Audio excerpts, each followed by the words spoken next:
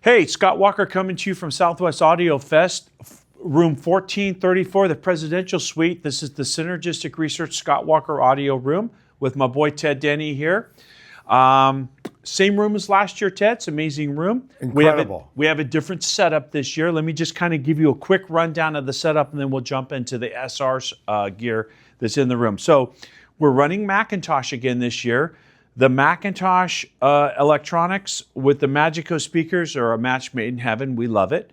This is the new MAGICO S5 2024 model. It's great in this room. Yep. Tremendous results.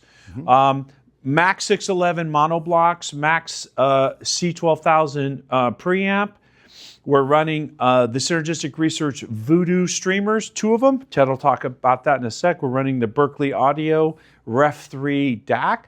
We're also running a 6-pack of REL Subwoofers, which was a big improvement in this room from last year. Correct, yes. Yeah, actually correct. amazing. Yeah. So focusing back on the SR gear, Ted, let's talk about some of the key items and what people have really responded well to here at the show. SRX Power Cell. Yeah, the SRX Power Cell. The beast of all beasts. We re-engineered the electromagnetic cell, which is what makes the Synergistic Research Power Cell unique from any other. Yeah. We got the broadest interpretation of the patent, but we dramatically increased the density of the electromagnetic cell, which makes it logarithmically more powerful than it was. And then we scaled that down, and this is where the technology is monetized, not in this monster, but in the Power Cell 8SX. For sure. And frankly, that power conditioner does not limit current. It punches with the most expensive for sure does. line conditioners For sure. from my 2 top competitors. For sure. And Absolutely I would bet does. my money that people pick the 8SX over anything else, regardless of price. No, I agree. I agree. And then you, This unit has 20 outlets on the back? 20 outlets. 20 We're using outlets. 19. We've got all 3 powered subwoofers running into that, Right. as well as the monoblocks Yeah. and all of the other components in the system. We're all going through the Power Cell. This thing's amazing. We've sold many of them. Yep. It's not a cheap unit. It's just a reference unit. 15 years in the making, and it takes a week to build. You take a look inside. You can see When it. you look at the billable product that amount of labor produces to manufacture this versus other products, we really don't make money on that. So, which part of China is this made? Fountain Valley, California. No, it's not made in China. No. It's made handmade in Fountain Valley, California. In America, I know by Americans. because I've been there hundreds or I don't even know how many times watching them make these units. So, it's great. So when you mentioned the REL subwoofers, yes, and the incredible bass we're getting, yes, correct? The bass was extremely tight this year. Yeah, it as was. a drum. Yeah, and it how was. did we do it? You don't see any monolithic bass traps. no, Which you don't have in your living room, so you have bass problems. yep, We have 4 2-stack black box carbons. This is the brand new black box. 2 more out in the back. You're sitting in the triangle. yeah, The bass was tight. yes, it was. It was integrating with mid-range and highs. The sound stage was enveloping. It was incredible. But Ted, The new carbon fiber black box carbon, is much more articulate in the high frequencies and in the low frequencies. Yeah. However, when you double stack them like this, you Which get you this discovered. crazy clarity in the mid-range. You get more out of the mid-range by double stacking these than you do in the bass and the high frequencies. It's insane. Well, it just integrates the bass with the mids. Yeah. And then this also crosses over into the mids and the highs and some of the leading edge on the upper bass. It's a very good system. Since we're pointing at it, let's just talk about the Vibatron. For me, guys, everybody knows, for me, this is a cornerstone product in the Synergistic Research lineup. If you have a Synergistic Research system, or we've done your system, you will have one of these in your room. It's indispensable. You have to have it in your system. What it does, there's no other product that I'm aware of that does what this does for room acoustics. Go.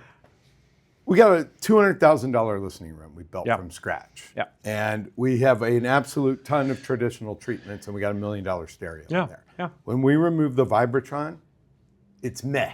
Yeah. And every system, to my ears, without a Vibatron is meh. Yeah. You don't know until you hear it. That's true. It's true. You can't believe it. People accuse me of running DSP, all kinds of nonsense. It just locks the speakers in. allows the speakers to disappear, and locks the soundstage in. Locks and the soundstage. It layers. It does. Yeah, it layers. The sound is if it's coming in concentric circles from the image point instead of two-dimensional Viewmaster viewer stuff.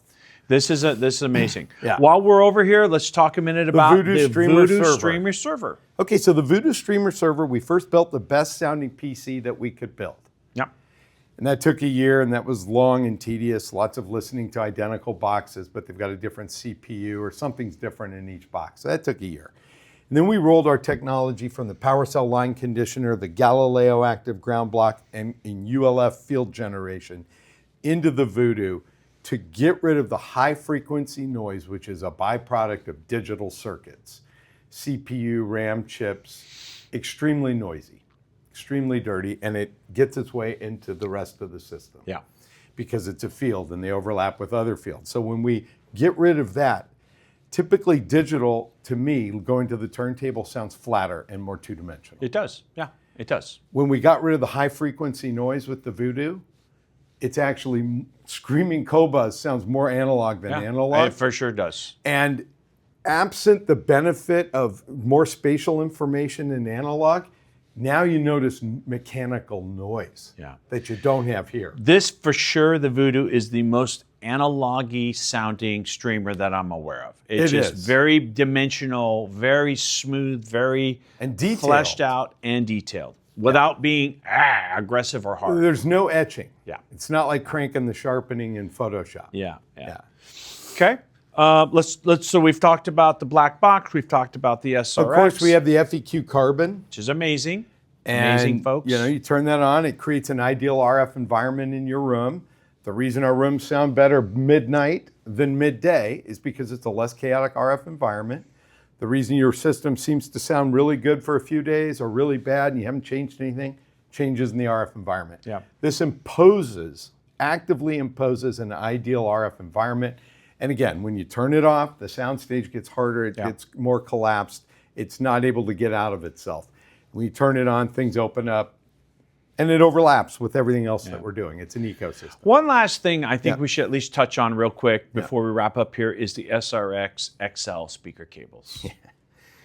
Seriously, folks, listen to me out there in audio land.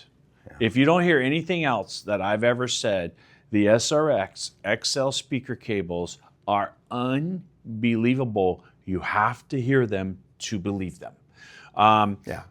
It's just, it's all next level. Signal is not electrons running down a wire. It's not water through a tube. It's an electromagnetic field above the conductor. The conductor is a waveguide. By separating the different conductors, you don't have electromagnetic overlap between conductors. They run through the carbon fiber discs, which acts as a high frequency filter. Yes. The high frequency RF that's attempting to attach itself to the signal gets blocked to a degree by the carbon fiber discs, and then there are HFTs that interact electromagnetically. It is the most transparent speaker cable on the market. There are cables on the market that are multiples more expensive. We're priced more like Rolex than Patek Philippe. But that thing will punch with, it's better than anything. So Ted, let me ask you a question. How many different speaker cables have you made in the last 30-something years leading up to this? Maybe 60 generations. 60 models? Yeah, over 33 years. So you've learned all of these things through all of these iterations of speaker cables. That's the culmination. This is the culmination of with the intention for the lowest possible noise floor and the highest possible resolution while maintaining accurate musical timbre. So probably some of the best sound we've had in what... One thing we did, it was one of the best sounds we've ever had. We also shot some videos for SR, which you'll see.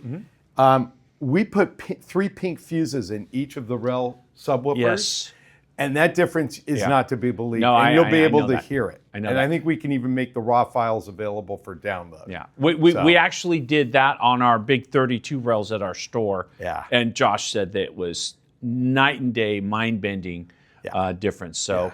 The pink fuses, which are out now, you guys, is the SR pink fuse. If you don't have fuses in your gear, your subwoofers, your DACs, your preamps and all that, you're missing the boat. For the money, I'm not aware of a bigger bang for your buck. No.